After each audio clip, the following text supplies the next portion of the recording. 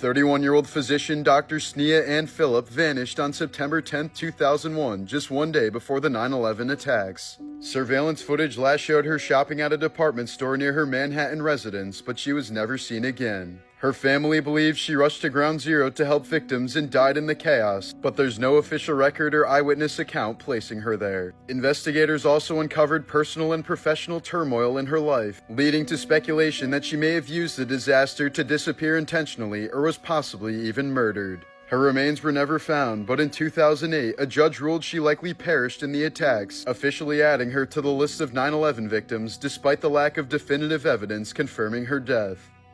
Aaliyah's song Age Ain't Nothing But a Number was written and produced by R. Kelly, and lyrically centers around a young girl wanting to be with an older man. At the time, R. Kelly was 27 and Aaliyah was just 15. The two secretly and illegally married in 1994 using a falsified ID that listed her age as 18. When her family found out, the marriage was quickly annulled in early 1995. Afterwards, Aaliyah cut all personal and professional ties with R. Kelly and never worked with him again. The song and the marriage later took on a disturbing new light, foreshadowing the predatory behavior that R. Kelly would eventually be exposed and convicted for. In 1991, a decomposing woman was found hanging from a shower in a New Mexico motel. Despite an image of her being found in the room, she and the man in the photo remain unidentified to this day. But her first name is believed to be Becca, thanks only to an anonymous tip given to police in 2021. In 2011, Tokyo officials went to congratulate the oldest man in the city on his 111th birthday. But upon entering the man's home, they instead found his mummified remains sprawled over his bed. He had been dead for more than 30 years, and his family was still collecting the pension money he was receiving.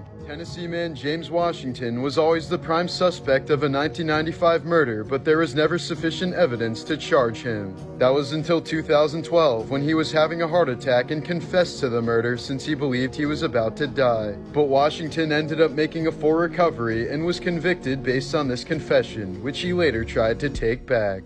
In 1981, 3 young men found the murdered body of a woman laying in a roadside ditch in Ohio. She was known as the Buckskin Girl because of the poncho she'd been wearing, but police struggled to identify her for decades. That was until 37 years later in 2018 when DNA analysis identified her as hitchhiker Marcia King. Her mother had still been living in the same house with the same phone number, never giving up hope that her daughter may return home one day. Marcia's murder remains unsolved, but the case is still open. In a form of doping known as boosting, wheelchair athletes with spinal injuries will sometimes intentionally injure themselves below the waist to cause their bodies to respond by raising blood pressure, thus enhancing their performance. Techniques include clamping down on a catheter to overfill the bladder, breaking toe bones, and administering electric shocks to the legs, feet, and testicles. Boosting has been completely banned by the International Paralympic Committee since 1994. Young actor Cameron Boyce tragically died in his sleep on July 6, 2019 at just 20 years old from a seizure caused by epilepsy, a condition he'd been managing with treatment.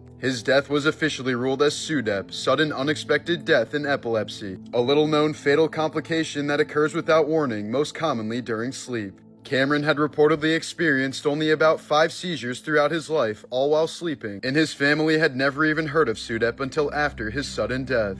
He was found unresponsive in his North Hollywood home, and there was nothing that paramedics could do once they arrived. Cameron had spent much of his young life fighting for others, raising millions to bring clean water to Africa, supporting homeless shelters, and using his platform to speak out against gun violence. In the wake of the tragedy, his family founded the Cameron Boyce Foundation to raise awareness about epilepsy and SUDEP, hoping to prevent others from suffering the same fate.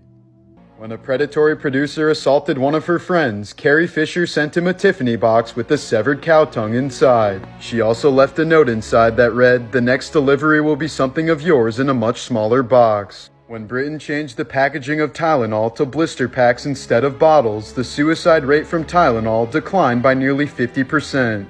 Anyone who wanted a lethal dose of 50 pills now had to push them out one by one instead of easily dumping them out from a bottle.